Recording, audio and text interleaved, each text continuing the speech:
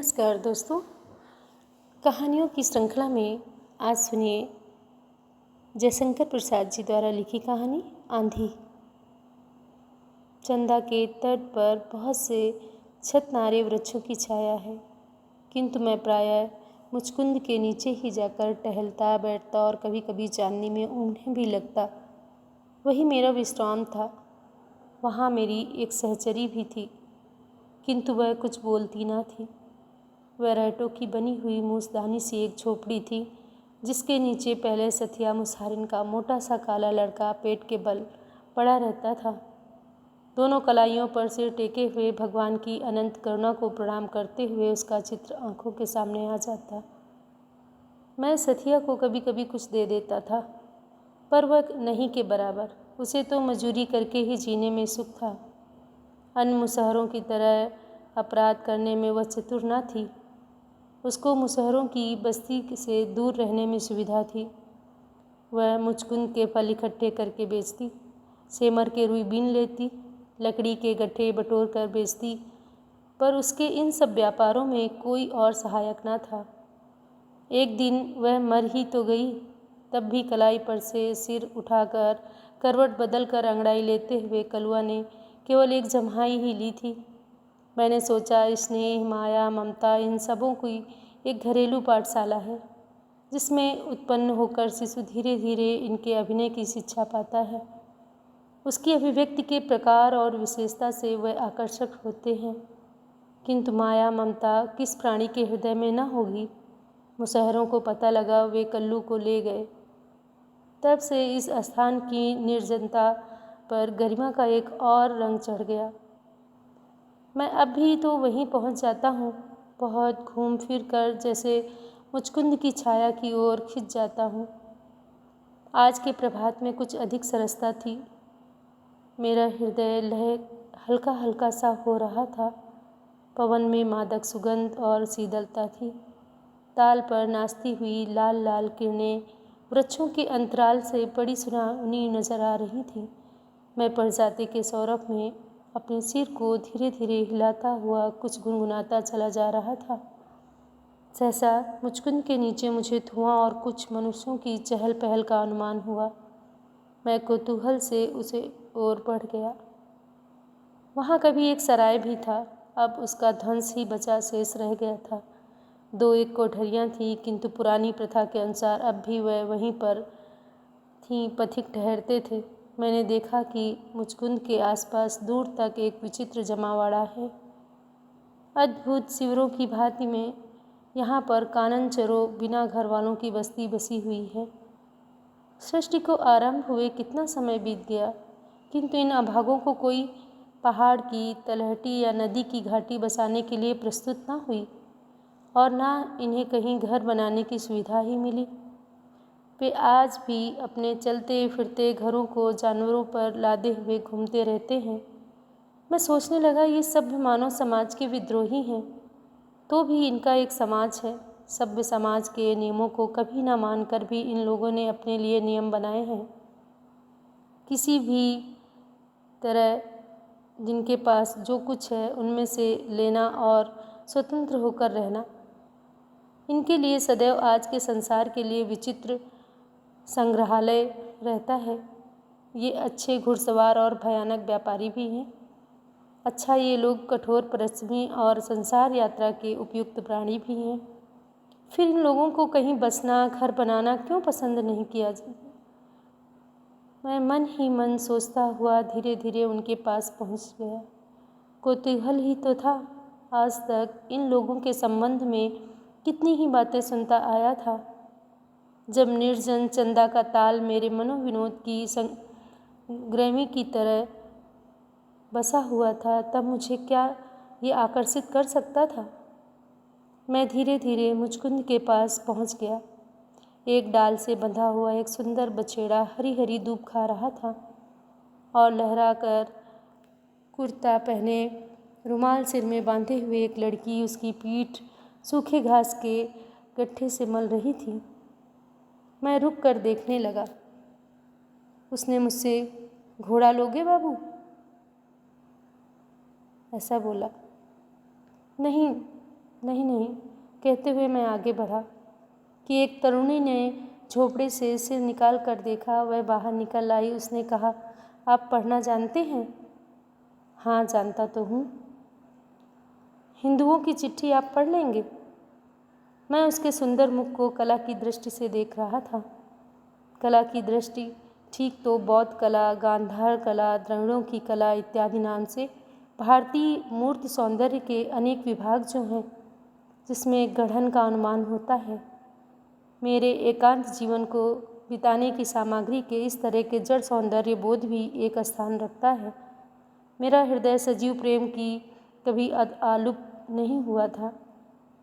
मैं इस मूक सौंदर्य से कभी कभी अपना मनोविनोद कर लिया करता था। चिट्ठी पढ़ने की बात पूछने पर मैं भी अपने मन से निश्चय कर रहा था कि यह वास्तविक गांधार प्रतिमा है या ग्रीस और भारत के इस सौंदर्य में समन्वय है। वह झुंझला कर बोली, क्या नहीं पढ़ सकोगे? चश्मा नहीं है, मैंने सहसा कह दिया। यद्यपि मैं चश्मा नहीं लगाता तो भी स्त्रियों से बोलने में न जाने क्यों मेरे मन में हिचक होती है। मैं उनसे डरता भी था, क्योंकि सुना था कि वे किसी वस्तु को बेचने के लिए प्रायः इस तरह तंग करती हैं कि उनसे दाम पूछने वालों को लेकर ही छूटना पड़ता है। इसमें उनके पुरुष लोग भी सहायक हो जाते हैं। तब वह बेचारा ग्राहक और झंझट में फंस जाता है। मेरी सौंदर्य की अनुभूति विलीन हो गई। मैं अपने दैनिक जीवन के अनुसार टहलने का उपक्रम करने लगा, किंतु वह सामने अचल प्रतिमा की तरह खड़ी हो गई। मैंने कहा, क्या है? चश्मा चाहिए? मैं ले आती हूँ।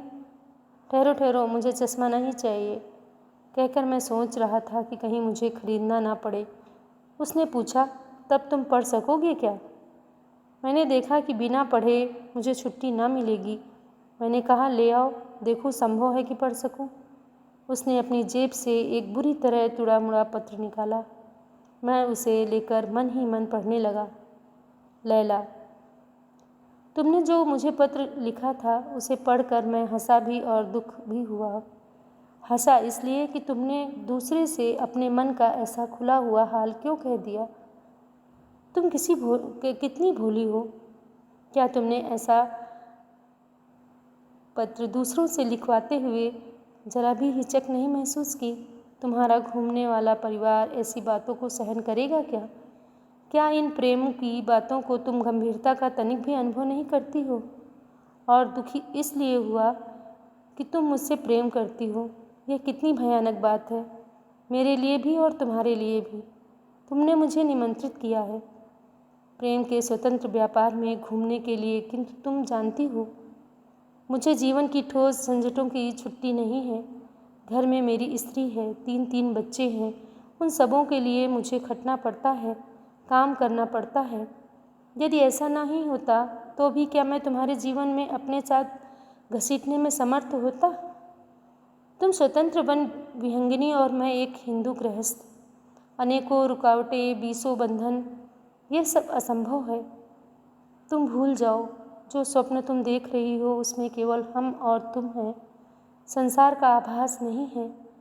मैं संसार में एक दिन और जीर्ण सुख लेते हुए जीवन के विभिन्न अवस्थाओं का समन्वय करने का प्रयत्न कर रहा हूँ। न मालूम कब से मनुष्य इस भयानक सुख का अनुभव कर रहा है। मैं उन मनुष्यों में अपवाद नहीं हूँ, क्योंकि यह सुख भी तुम्हारे स्वतंत्र सुख की संतति है। वह आरंभ है, वह परिणाम है। फिर भी घर बसाना पड़ेगा, फिर वही समस्याएं सामने आवेंगी। तब तुम्हारा यह स्वप्न भंग हो जाएगा। पृथ्वी ठोस और कंकरीली ही रह जाएगी। फूल हवा में बिखर जाएंगे। आकाश का विराट मुख समस्त आलोक को पी जाएगा। अंधकार केवल अंधकार की झुंझलाहट भरा पश्चाताप जीवन को अपने डंकों से छत विछत कर देगा। इसलिए लैला, भूल जाओ, तुम 4 यारी बेचती हो। उसने सुना और चोर पकड़े जाते हैं, किंतु अपने मन का चोर पकड़ना कहीं अच्छा है। तुम्हारे भीतर जो तुमको चुरा रहा है उसे निकाल बाहर करो। मैंने तुमसे कहा था कि बहुत से पुराने सिक्के खरीदूंगा। अब तुम्हारी बार। इस बार पश्चिम जाओ तो खोज कर ले आना। मैं उन्हें अच्छे दाम में ले लूँगा, किंतु तुमको खरीदना है, अपने को बेचना नहीं। इसलिए मुझसे प्रेम करने की भूल ना करो। हाँ, अब कभी इस तरह के पत्र ना भेजना, क्योंकि यह सब व्यर्थ है। रामेश्वर। मैं एक सांस में पत्र पढ़ गया। तब तक लैला मेरा मुख देख रही थी। मेरा पढ़ना कुछ ऐसा ही हुआ जैसे लोग अपने में बर्राते हैं। मैंने उसकी ओर देखते हुए वो कागज़ उसे लौटा दिया। उसने पूछा, इसका मतलब?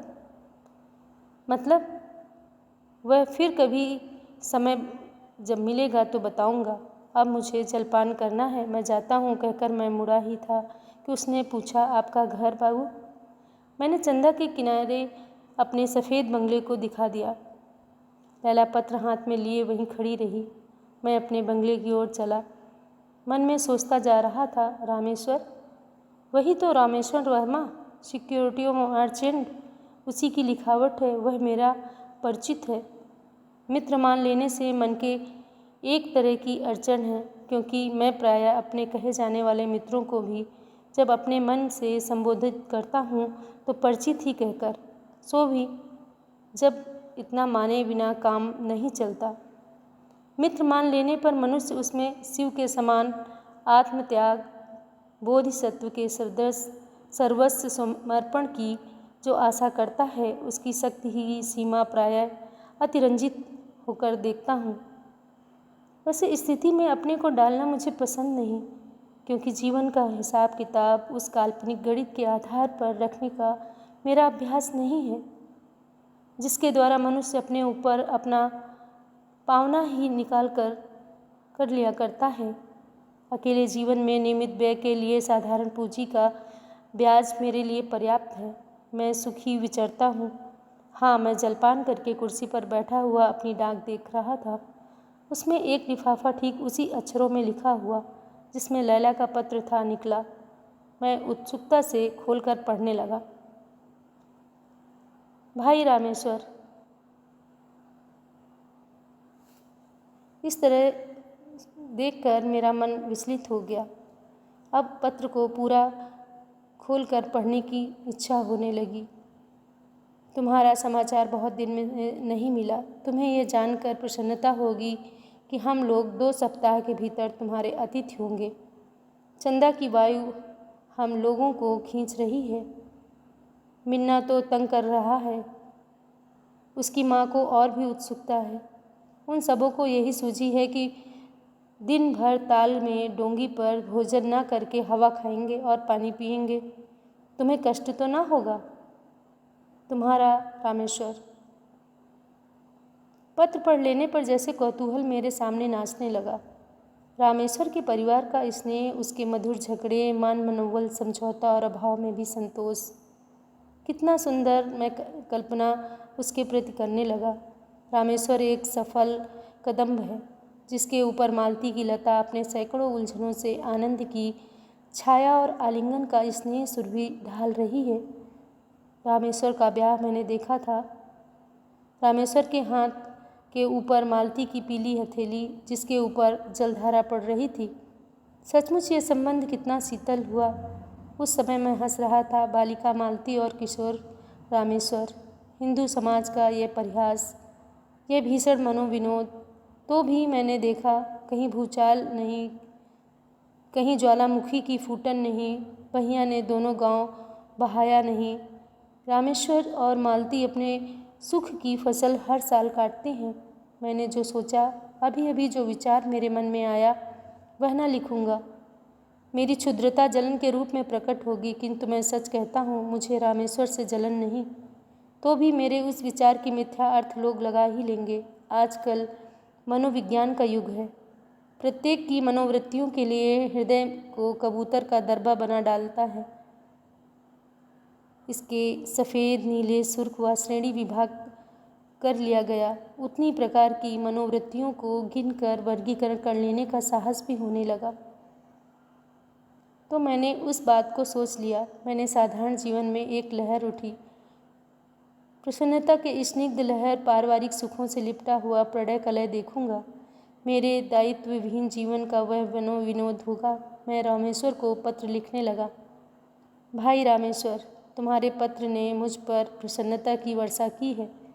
मेरे शून्य जीवन को आनंद कोलाहल से कुछ भी दिनों के लिए सही भर देने का प्रयत्न मेरे लिए सुख का कारण होगा। तुम अवश्य आओ और सबको साथ लेकर आना। तुम्हारा श्रीनाथ। पुनश्च बम्बई से आते हुए सूरन अवश्य ले आना, यहाँ वैसा नहीं मिलता। सूरन की तरकारी की गर्मी से ही तुम लोग चंदा की ठंडी हवा झेल सकोगे और साथ साथ अपनी चलती फिरती दुकान का एक बक्स जिस पर हम लोगों की बातचीत की परंपरा लगी रहे। श्रीनाथ।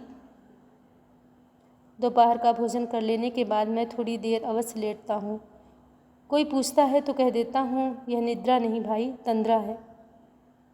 जीवन को मैं उसे अपने आराम से चलने देता हूँ।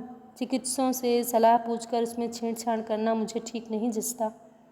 सच बात तो यह है कि मुझे वर्तमान युग की चिकित्सा में वैसा ही विश्वास है जैसा पाश्चात्य पुरातत्वों की खोज पर।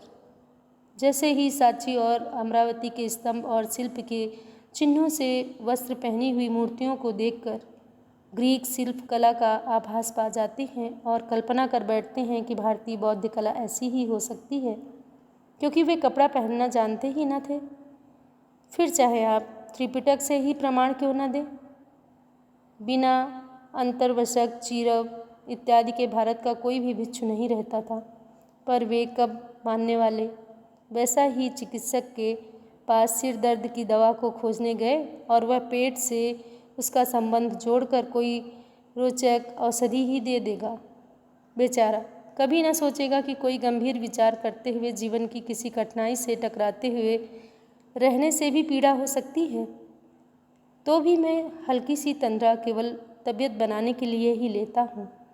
शरद काल की उजली धूप, ताल के नीचे जल का फैल हुआ प्रकाश आँखों को चकाचौंध लगा रही है।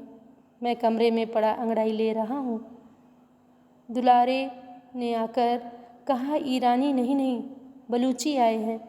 मैंने पूछा, कैसे ईरानी और बलूची? वही जो मूंगा फिरोजा चार यारी बेचते हैं, सिर में रुमाल बांधे हुए हैं।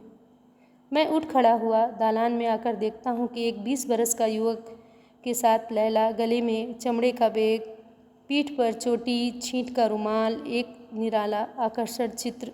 लैला ने हंसकर पूछा, बाबू 4 यारी लोगे? 4 यारी? हाँ बाबू 4 यारी। इसके रहने से इसके पास सोना असरफी रहेगा, थैली कभी खाली नहीं होगी और बाबू इससे चोरी का माल बहुत जल्द पकड़ा जाता है।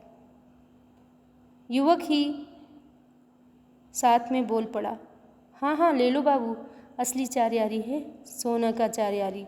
एक बाबू के लिए लाया था, वह नहीं मिला। मैं अब इन दोनों की सुरमीली आँखों को देख रहा था। सुरमे का घेरा गोरे मुख पर आँख की विस्तृत सत्ता का स्वतंत्र साक्षी बन रहा था। पतली लंबी गर्दन पर खिलौने सा मुख टपाटप बोल रहा था। मैंने कहा, मुझे तो 4 यारी नहीं चाहिए। किंतु वहाँ सुनता कौन है। दोनों सीढ़ी पर बैठ गए थे और लैला अपना बैग खोल रही थी। कई सारी पोटलियाँ निकाली। सहसा लैला के मुख का रंग उड़ गया। वह घबराकर कुछ अपनी भाषा में कहने लगी। युवक उठ खड़ा हुआ। मैं कुछ समझ नहीं सका। वह चला गया। अब लैला ने मुस्कुराते हुए बैग में से वही पत्र निकाला। मैंने कहा, इसे तो मैं पढ़ चुका हूँ। इसका मतलब? वह तुम्हारी 4 यारी खरीदने फिर आवेगा। यही इसमें लिखा है। मैंने कहा, बस इतना ही लिखा है? और भी कुछ है क्या बाबू? और जो उसने लिखा है वह मैं नहीं कह सकता। क्यों बाबू? क्यों ना कह सकोगे? बोलो। लैला की वाणी में पुचकार, दुलार, छिटकी और आज्ञा थी। यह सब बात मैं नहीं। बीच में ही बात काटकर उसने कहा, क्यों? तुम जानते हो नहीं बोलोगे? उसने लिखा है कि मैं तुमसे प्यार करता हूँ। लिखा है बाबू? लैला की आंखों में स्वर्ग सी हंसी खिलने लगी। वह फुर्ती से पत्र मोड़ कर रखती हुई हंसने लगी। मैंने उससे कहा, मन में कहा, अब यह न पूछेगी वह कब आवेगा, कहाँ मिलेगा। किंतु लैला ने यह सब कुछ नहीं पूछा। वह सीढ़ियों पर अर्ध सहनावस्था सी जैसे कोई सुंदर सपना देखती हुई मुस्कुरा कर आगे बढ़ गई। युवक दौड़ता हुआ आया। उसने अपनी भाषा में कुछ घबरा कर कहा, पर लैला लेटे लेटे ही कुछ बोली। युवक भी बैठ गया। लैला ने मेरी ओर देखकर कहा, तो बाबू वो आवेगा? मेरी चारियारी खरीदेगा? गुल से भी कह दो। मैंने समझ लिया कि युवक का नाम गुल है। मैंने कहा, हाँ, ये तुम्हारी चारियारी खरीदने आएंगे। गुल ने लैला की ओर प्रसन्न दृष्टि से देखा, किंतु मैं जैसे भयभीत हो गया। अपने ऊपर संदेह होने लगा। लैला सुंदरी थी, पर उसके भीतर भयानक राक्षस की आकृति थी या देव मूर्ति, यह बिना जाने मैं कैसे कह सकता था। इसका परिणाम भीषण भी हो सकता है। मैं सोचने लगा, रामेश्वर को मित्र तो मानता नहीं, किंतु मुझे उसमें शत्रुता करने का क्या अधिकार। चंदा की दक्षिणी तट पर ठीक मेरे बंगले के सामने एक पाठशाला थी, जिसमें एक सिंघली सज्जन रहते थे। न जाने कहाँ कहाँ से उनको चंदा मिलता था। वे पास पड़ोस के लड़कों को बुलाकर पढ़ाने के लिए बैठाते थे। 2 मास्टरों को वेतन देते थे। उनका विश्वास था कि चंदा का तट किसी दिन तथागत के पवित्र चरण चिन्ह से अंकित हुआ था। वे आज भी उन्हें खोजते हैं। बड़े शांत प्रकृति के जीव थे। उनका श्यामल शरीर, कुंजित केस, तीक्ष्ण दृष्टि, सिंघली विशेषता से पूर्ण विनय, मधुर वाणी और कुछ कुछ मोटे अक्षरों में 24 घंटे बसने वाली हंसी आकर्षण से भरी रहती थी। मैं कभी कभी जब जीभ से खुजलाहट होती वहाँ पहुँच जाता। आज की वह घटना मेरे गंभीर विषय का बन चुकी थी। मैंने अपनी डोंगी पर बैठकर 3 के अभी घंटे भर पहले उस पार खेकर डोगी ले जाते हुए मुझे देर न लगी। मैं पाठशाला और ताल के बीच उद्यान देख रहा था, खजूर और नारियल के ऊंचे ऊंचे वृक्षों को जिसमें निराली छटा थी। एक नया पीपल अपने चिकने पत्तों की हरियाली से झूम रहा था। उसके नीचे शिला पर प्रज्ञा सारथी बैठे हुए थे। नाव को अटकाकर मैं उनके समीप पहुंच गया। अस्त होने वाले सूर्यबिंब की रंगीली किरणें उनमें प्रशांत मुखमंडल पर पड़ रही थीं। 2-2.5 हजार वर्ष पहले का चित्र दिखाई पड़ा, जब भारत की पवित्रता हजारों से लोगों को वासना दमन करने सीखने के लिए आमंत्रित करती थी। आज भी आध्यात्मिक रहस्यों से उस देश में उस महती साधना का आशीर्वाद बचा है। अभी भी बोध वृक्ष पनपते हैं। जीवन की जटिल आवश्यकताओं को त्याग कर उस कासाय पहने संध्या के सूर्य में रंग से रंग मिलाते हुए ध्यान स्मित लोचन मूर्तियाँ अभी देखने आती हैं। तब जैसे मुझे अपनी सत्ता का त्याग अभिनय प्रस्तुत करता हूँ, और भारत के लिए तो मुझे पूर्ण विश्वास है कि इसमें विजय धर्म ही है। अधरों में कुंचित हंसी, आँखों में प्रकाश भरे प्रज्ञा सारथ ने मुझे देखते हुए कहा, आज मेरी इच्छा थी कि आपसे भेंट हो। मैंने हंसते हुए कहा, अच्छा, मैं तो प्रत्यक्ष ही आ गया, नहीं तो ध्यान में बाधा पड़ती। श्रीनाथ जी, मेरे ध्यान में आपके आने की संभावना न थी, तो भी आज एक विषय पर आपकी सहमति की आवश्यकता है। मैं भी कुछ कहने के लिए ही यहाँ आया हूँ। पहले मैं कहूँ कि आप प्रारंभ करेंगे? साथिया के लड़के कल्लू के संबंध में आपको कुछ नहीं कहना है? मेरे बहुत कहने पर मुशहरों ने उसे पढ़ाने के लिए मेरी पाठशाला में रख दिया है और उसके भार से अपने को मुक्त कर लिया है। अब वह 7 बरस का हो गया है। अच्छी तरह खाता पीता है, साफ सुथरा रहता है, कुछ पढ़ता भी है। प्रज्ञा सारथी ने कहा, चलिए, अच्छा हुआ, एक रास्ते पर लग गया। फिर जैसे उसके भाग्य में हो। मेरा मन इन घरेलू बंधनों में पड़ने के लिए विरक्त सा है। फिर भी न जाने क्यों कल्लू का ध्यान आते ही मैंने कहा, तब तो अच्छी बात है, आप इस कृत्रिम विरक्ति से ऊब चले हैं तो कुछ काम करने के लगी। मैं भी घर जाना चाहता हूँ, ना हो तो पाठशाला ही चलिए। कहते हुए प्रज्ञा सारथ ने मेरी ओर गंभीरता से देखा। मेरे मन में हलचल हुई। मैं एक भगवादी मनुष्य हूँ। किसी विषय पर गंभीरता का अभिनय करके थोड़ी देर तक सफल वाद विवाद चला देना और फिर विश्वास करना, इतना ही मेरे अभ्यास में था। काम करना, किसी दायित्व को सिर पर ले लेना असंभव। मैं चुप रहा। वह मेरा मुख देख रहे थे। मैं चतुरता से निकल जाना चाहता था। यदि मैं थोड़ी देर और उसी तरह सन्नाटा रखता तो मुझे हाँ या ना कहना पड़ता। मैंने विवाह वाला चुटकुला छेड़ ही तो दिया। आप भी विरक्त भिक्षु हैं। अब आप घर जाने की आवश्यकता कैसे आ पड़ी? भिक्षु आश्चर्य से प्रज्ञासारथी ने कहा, मैं तो ब्राह्मण में ही हूँ, ब्रह्मचर्य में हूँ, विद्याभ्यास और धर्म का अनुशासन कर रहा हूँ। यदि मैं चाहूँ तो प्रज्वल ले सकता हूँ, नहीं तो गृही बनने में कोई धार्मिक आपत्ति भी नहीं। सिंघल में मेरी प्रथा प्रचलित है। मेरे विचार से यह प्राचीन आर्य प्रथा भी थी। मैं गृहस्थ जीवन से परिचित होना चाहता हूँ। तो आप ब्याह करेंगे? क्यों नहीं, वही तो करने जा रहा हूँ। देखता हूँ स्त्रियों पर आपको पूर्ण विश्वास है। अविश्वास करने का कारण ही क्या है? इतिहास में, आख्यायिकाओं में कुछ स्त्रियों और पुरुषों का दुष्ट चरित्र पढ़कर मुझे अपने और अपनी भावी सहधर्मिणी पर अविश्वास कर लेने का कोई अधिकार नहीं। प्रत्येक व्यक्ति को अपनी परीक्षा देनी चाहिए। विवाहित जीवन सुखदायक होगा? मैंने पूछा। किसी कर्म को करने से पहले उसमें सुख की ही खोज करना क्या अत्यंत आवश्यक है? सुख तो धर्माचरण से मिलता है, अन्यथा संसार तो दुखमय ही है। संसार के कर्मों की धार्मिकता के साथ करने में सुख की ही संभावना है।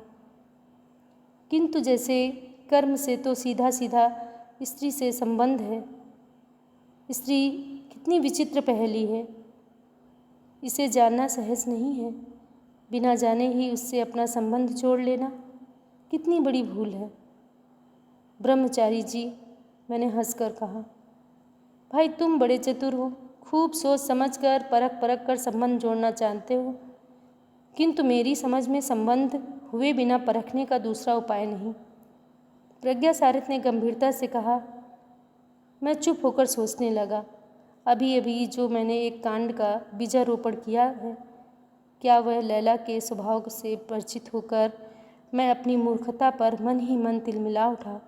मैंने कल्पना में देखा लैला प्रतिहिंसा भरी एक भयानक राक्षसी है। यदि वह अपनी जात स्वभाव के अनुसार रामेश्वर के साथ बदला लेने की प्रतिज्ञा कर बैठे तब क्या होगा? प्रज्ञासारथी ने फिर कहा, मेरा जाना तो निश्चित है। ताम्रवर्णी की तरंग मालाएं मुझे बुला रही हैं।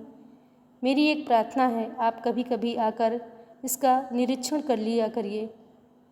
मुझे एक बहाना मिला। मैंने कहा, मैंने बैठे बिठाए एक झंझट बुला लिया है। मैं देखता हूँ कि कुछ दिनों तक मुझे उसमें फंसना ही पड़ेगा। प्रज्ञासारथी ने पूछा, वह क्या? मैंने लैला का पत्र पढ़ने और उसके बाद के सारे वृत्तांत को कह सुनाया। प्रज्ञासारथी चुप रहे। फिर उन्होंने कहा, आपने इस काम को खूब सोच विचार करने की आवश्यकता पर तो ध्यान न दिया होगा, क्योंकि इसका फल दूसरों को भोगने की संभावना है ना। मुझे प्रज्ञासारथी का यह व्यंग अच्छा न लगा। मैंने कहा, संभव है मुझे तो कुछ भोगना पड़े। भाई, मैं देखता हूँ संसार में बहुत से ऐसे काम मनुष्य को करने पड़ते हैं जिन्हें वह स्वप्न में भी नहीं सोचता। अकस्मात वे प्रसंग सामने आने पर गुर्राने लगते हैं, जिसमें भाग कर जान बचाना ही उसका अभिष्ट होता है। मैं भी इसी तरह ब्याह करने के लिए सिंघल जा रहा हूँ। अंधकार को भेद कर शरत का चंद्रमा नारियल और खजूर के वृक्षों पर दिखाई देने लगा था। चंदा का ताल लहरियों में प्रसन्न था। मैं क्षण भर के लिए प्रकृति की उस सुंदर चित्रपटी में तन्मय होकर देखने लगा। कलुआ ने जब प्रज्ञासारथी को भोजन करने की सूचना दी, मुझे स्मरण हुआ कि मुझे उस पार जाना है। मैंने दूसरे दिन आने को कहकर प्रज्ञासारथी से छुट्टी मांगी। डोंगी पर बैठकर मैं धीरे धीरे डांड चलाने लगा। मैं अनमना सा डांड चलाते हुए कभी चंद्रमा और कभी चंदा ताल को देखते हुए नाव सरल आंदोलन से तिरते हुए आगे बढ़ रही थी। बार बार सिंघली प्रज्ञासारथी की बात सोचता जा रहा था। मैंने घूम कर देखा तो कुंज से घिरा हुआ पाठशाला का भवन चंदा के शुभ जल से प्रतिबिंबित हो रहा था। चंदा का वह तट समुद्र पूल का एक खंड चित्र था। मन ही मन सोचने लगा, मैं करता ही क्या हूँ? यदि मैं पाठशाला का ही निरीक्षण करूँ तो हानि क्या है? मन भी लगेगा और समय भी कटेगा। अब मैं दूर चला गया था। सामने मुचकुंद वृक्ष की नील आकृति दिखलाई पड़ी। मुझे लैला का फिर स्मरण हो आया। कितनी सरल, स्वतंत्र और साहसिक से भरी हुई रमणी है।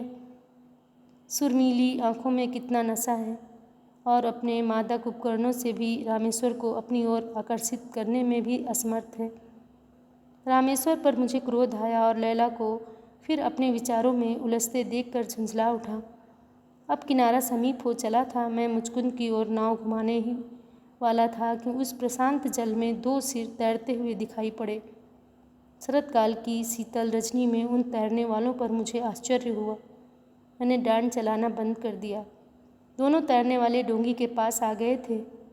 मैंने चंद्रिका को आलोक में पहचान लिया। वह लैला का सुंदर मुख था। कुमुदनी की तरह प्रफुल्ल चांदी में खिला हुआ लैला का मुख। मैंने पुकारा, लैला। वह बोलने को ही थी कि उसके साथ वाले मुख गुर्रा उठा। मैंने समझा कि उसका साथी गुल होगा, किंतु लैला ने कहा, चुप, बाबूजी हैं। अब मैंने पहचाना, वह एक भयानक ताजी कुत्ता है जो लैला के साथ तैर रहा था। लैला ने कहा, बाबूजी, आप कहाँ? मेरी डोंगी के एक ओर लैला का हाथ और दूसरी ओर कुत्ते, दोनों अगले अगले पंजे में दाबे हुए। मैंने कहा, ये क्यों घूमने आया था? रात को तैरती हो तुम लैला? दिन भर काम करने के बाद अब तो छुट्टी मिली है, बदन ठंडा कर रही हूँ, लैला ने कहा। वह एक अद्भुत दृश्य था। इतने दिनों तक मैं जीवन के अकेले दिनों को काट चुका हूँ। अनेक अवसर विचित्र घटनाओं से पूरी तौर मनोरंजक मिले हैं, किंतु ऐसा दृश्य मैंने कभी ना देखा था। मैंने पूछा, आज की रात तो बहुत ठंडी है लैला? उसने कहा, नहीं, बड़ी गर्म। दोनों ने अपनी रुकावट हटा ली। डोंगी चलने को स्वतंत्र थी। लैला और उसका साथी दोनों तैरने लगे। मैं फिर अपने बंगले की ओर डोंगी को खेने लगा। किनारे पर पहुंचकर देखता हूँ कि दुलारे खड़ा है। मैंने पूछा, क्या रे, तू कब से यहाँ है?